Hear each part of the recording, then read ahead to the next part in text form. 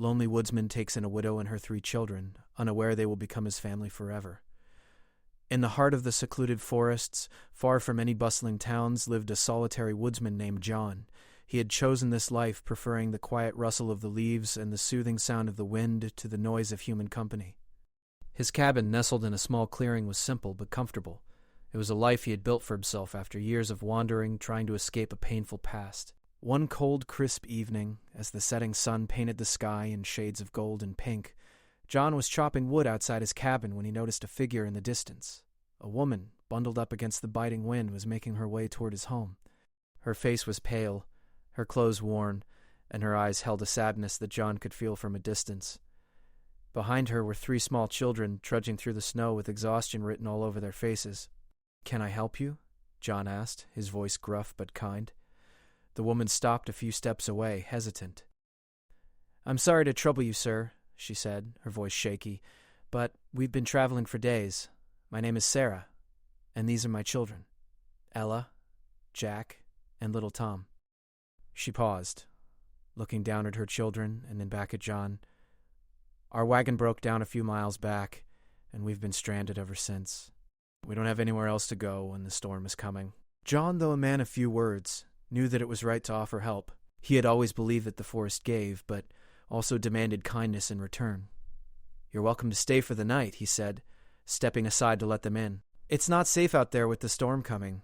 Sarah's relief was palpable, and with a grateful nod, she led her children into the warmth of the cabin. John didn't ask too many questions. His life had taught him that people didn't always come with easy answers, but everyone had a story.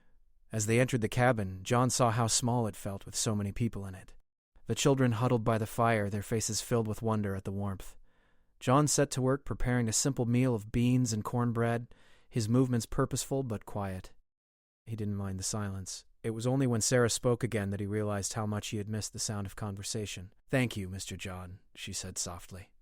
"We don't have much, but I'll work for what we owe.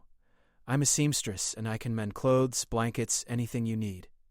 John shook his head. "No need for payment. You've had a hard journey. Rest tonight." As they ate together, John noticed how Sarah's eyes would drift to her children. It was clear that she was trying to keep it together, but there was an underlying sadness. After the meal, Sarah tucked the children into a corner by the fire, where they soon fell asleep, their exhaustion evident in the way their small bodies melted into the blankets. John stood by the window, gazing out at the falling snow, lost in thought. There was something about this woman and her children, something that felt familiar. He didn't know why he felt this way, but it was as if the storm had brought them into his life for a reason. The storm that night was fierce. The wind howled through the trees like a pack of wolves, and the snow piled high outside the cabin. Inside, the fire crackled and danced, filling the small room with warmth and light. John sat near the hearth, his rough hands clasped together, watching as Sarah slept on a makeshift bed beside her children. The peacefulness of the moment felt unfamiliar but comforting. In the morning, the storm had passed, leaving the world blanketed in a thick layer of white. The sun barely peeked through the clouds, casting a soft glow over the snow-covered landscape. John made breakfast as Sarah stirred, waking up to find her children still asleep, their faces calm and innocent. "Good morning," she said softly as she sat up, rubbing her eyes. "I hope we didn't disturb you too much." John shook his head, his usual gruffness softened by her quiet presence. "You didn't disturb me. The storm kept me awake, too." The children slowly woke up, rubbing their eyes and stretching. Ella, the oldest, looked around the cabin with wide eyes. "Where are we, Mama?" she asked, her voice still heavy with sleep. "We're in Mr. John's cabin," Sarah replied, smiling gently at her daughter. "He's been kind enough to let us stay for a while." The 3 children, still unsure of their surroundings, were nervous at first, but as the day passed they began to explore the cabin and its surroundings. Tom, the youngest, found a small toy horse that had been left behind in one of the corners, and soon enough he was giggling as he pushed it across the floor. Jack, always a curious one, wandered outside to see the woods for himself, his footsteps crunching in the fresh snow.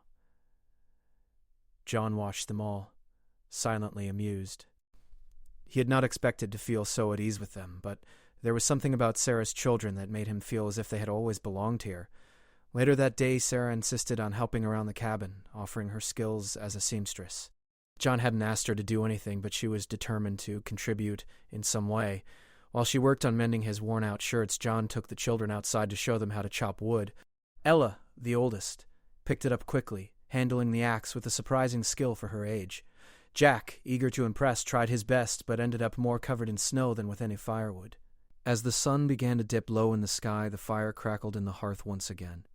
John sat at the table, watching as Sarah worked and the children gathered around, their laughter filling the cabin. It felt like a family, even though they were still strangers to him. But there was a warmth in their presence, a light that had been missing for so long from his quiet life. That night, as they sat down to another simple meal, Sarah looked across the table at John. She hesitated for a moment, unsure of how to ask, but the kindness in his eyes made her feel safe enough to speak. "Mr. John," she began softly, "I can't thank you enough for all you've done for us.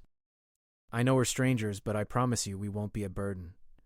John looked at her, his expression serious but not unfriendly.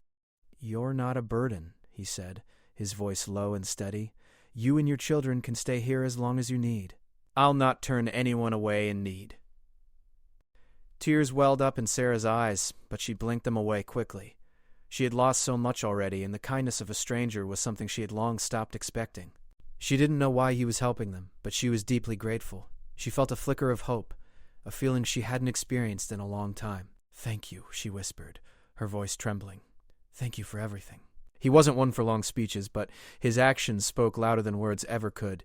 He stood and cleared the table as the children, full from the meal, began to drift off to sleep. He moved with quiet efficiency, but there was something different in his movements now, something warmer. He wasn't just a man alone in the woods anymore. He was part of something, even if he wasn't sure what it was yet.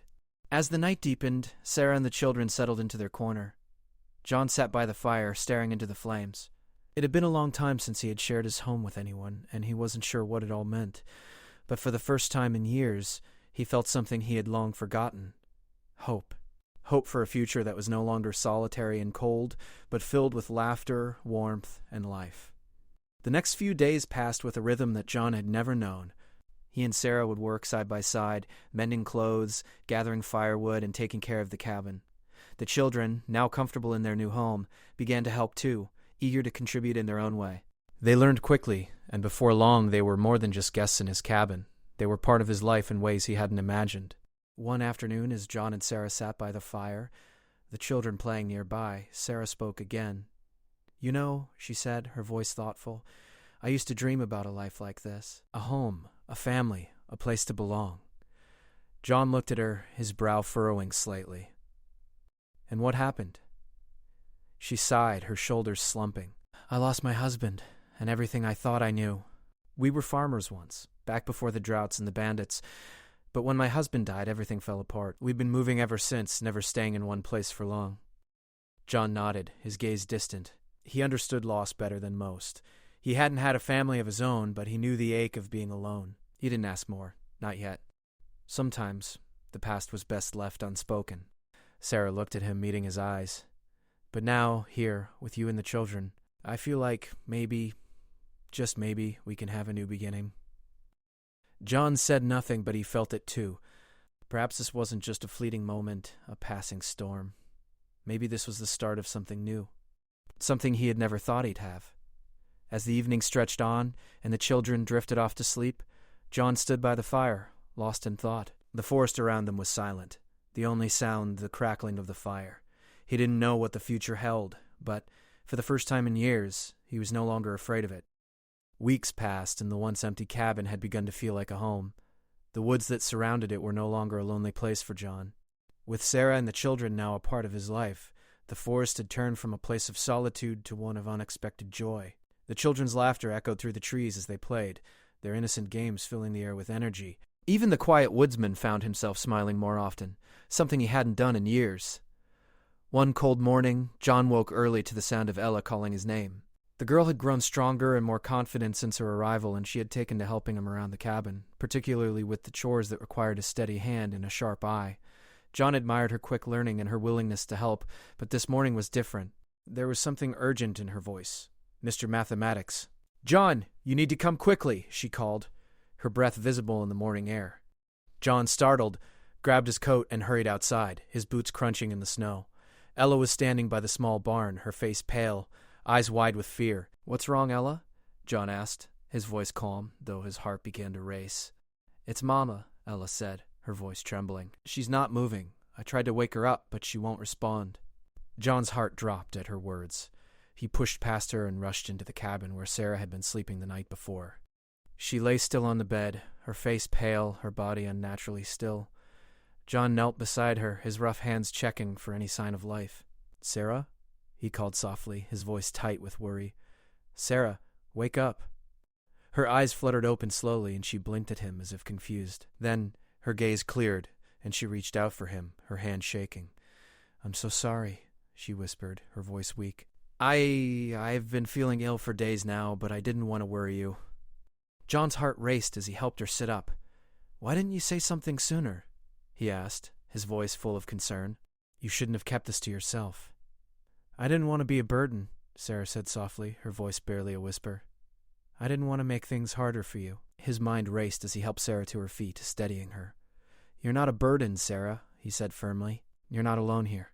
She smiled weakly, but John could see the strain in her eyes. She was stronger than she let on, but it was clear that something was wrong. He couldn't help but feel a deep sense of responsibility for her and her children.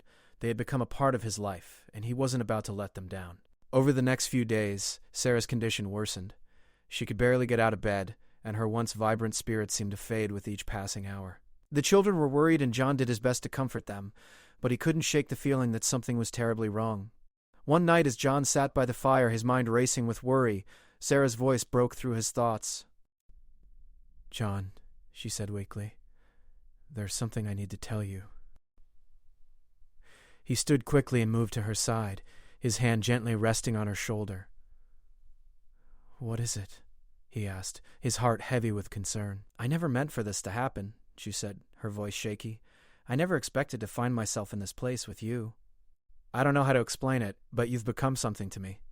I don't know what I would have done without you." John looked at her, his eyes softening. He had never been good with words, but he understood what she was saying. He had never expected to become so attached to them either.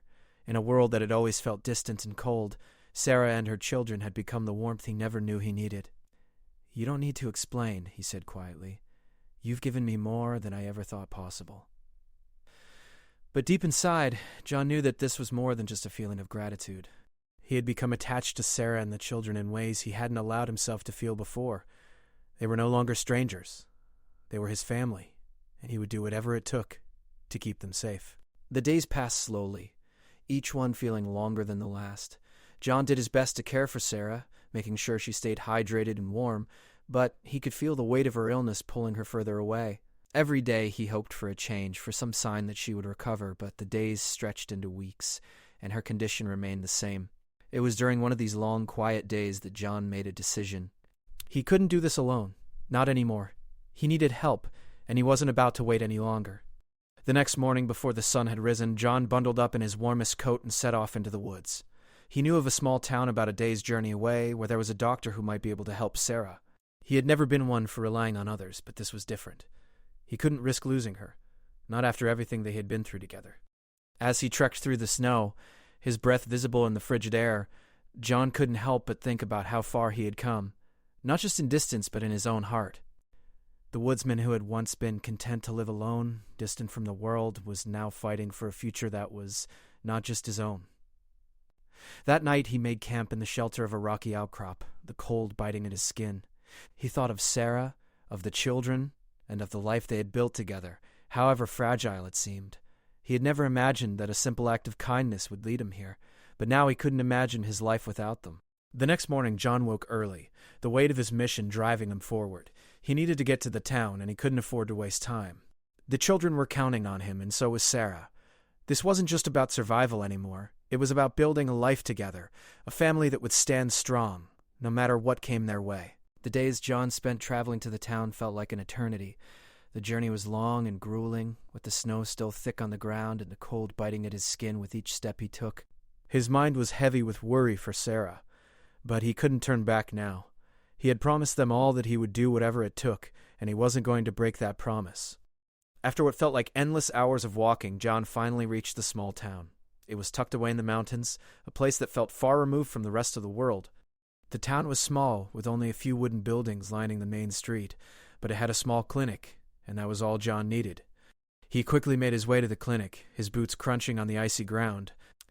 As he entered, the warmth of the building wrapped around him, and he let out a breath he didn't realize he had been holding.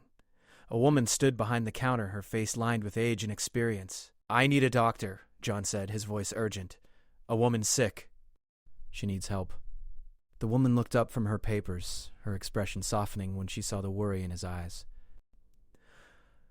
"You've come just in time," she said. "The doctor's here, but he's been busy. I'll let him know you're here." John nodded, his eyes scanning the room. The walls were lined with shelves full of medicine and supplies, and the air smelled of herbs and antiseptic. He paced the floor, the minutes stretching on, each one feeling like an hour. Finally, the doctor arrived. He was an older man, his face marked by years of work, but there was a kindness in his eyes that put John at ease. "Mr. Woodsman, I assume?" the doctor asked, offering his hand. John shook it firmly. "Yes, sir. I need your help. A woman's life is on the line." The doctor didn't hesitate. "Tell me what's going on, and I'll do what I can." John quickly explained Sarah's condition, the weakness that had overtaken her, and the fact that she could barely stand without help. The doctor listened carefully, nodding as he took notes. "I can help," the doctor said after a moment. "But I'll need to get some supplies. Stay here. I'll gather what we need." As the doctor moved to gather his supplies, John stepped outside for a moment, the cold air biting at his face as he looked out over the town. He had come for help, and now he had done all he could. It was in the doctor's hands now. Hours later, John was back at the cabin, his heart racing as he approached. He had left Sarah in good hands, but now he was more anxious than ever. The wind howled through the trees, and the snow had started falling again, but it felt like the weight of the world rested on his shoulders. He opened the door to find Sarah sitting up in bed, a faint smile on her face. The children were gathered around her, their faces filled with hope. It seemed that even in the midst of their troubles, the family had found a sense of peace. "John," Sarah said softly. "You're back." "I'm back," he said, his voice hoarse with emotion, "and I've brought help." The doctor had arrived soon after John, bringing with him the necessary supplies and a quiet assurance that he could help Sarah recover. He spent hours with her, checking her over and making sure that the treatment would take effect. He left behind medicine and instructions, and with a few final words of reassurance, he was on his way. "Sarah, the doctor thinks he'll be okay," John said, his voice filled with relief. "It's going to take time, but you'll get better." "Thank you," she whispered, her voice shaky. "I don't know what I would have done without you." There were no words that could express how he felt, no words that could cover the depth of his emotions. He had done everything he could to help them, but somewhere along the way, he had come to realize that it wasn't just about saving Sarah, it was about saving the family they had become together. Days passed, and Sarah's condition slowly improved. The warmth of the cabin and the constant care of John and the children worked wonders, and soon enough, Sarah was able to sit up without help, then walk around the cabin, her strength returning bit by bit. During this time, John couldn't help but reflect on how much his life had changed. When Sarah and her children had first arrived, he had been uncertain, reluctant even, to let them into his world. But now, as he watched Sarah recover and the children grow stronger, he saw just how much they had become a part of him. One evening, as they sat around the fire, Sarah looked at John, her eyes full of gratitude. "I don't know if I've ever told you this," she said softly, "but I'm glad I found you. I'm glad you were there that night when we had nowhere else to go." John met her gaze, his heart full of emotions he couldn't put into words. "I'm glad you found me too," he said simply. It wasn't much, but it was the truth. He had never expected to find anything beyond the solitude of the forest, and now he couldn't imagine his life without them. The days continued to pass, each one a little brighter than the last. John, once a solitary man, now found himself surrounded by laughter, warmth, and love. He had never believed that such a thing was possible, but here he was, living a life he never could have dreamed of. He had a family now, one that would stand by him through every storm and every challenge. And as he sat by the fire that night, watching Sarah and the children, he realized that no matter what happened, they would face it together. He wasn't alone anymore. He never would be again,